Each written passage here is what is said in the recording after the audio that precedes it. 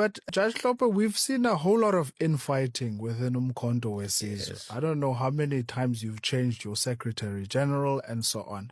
From an outsider, I do see a bit of a lot of instability that's happening internally. What do you think causes that? Is it ideological differences? Is it power struggles? Definitely not.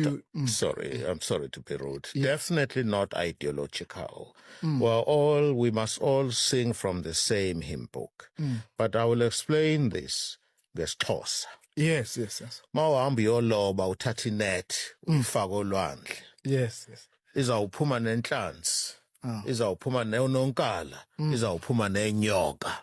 As well as the plastics nenkukuma ekhona olwandle. In other words, a net wouldn't come out with just a fish.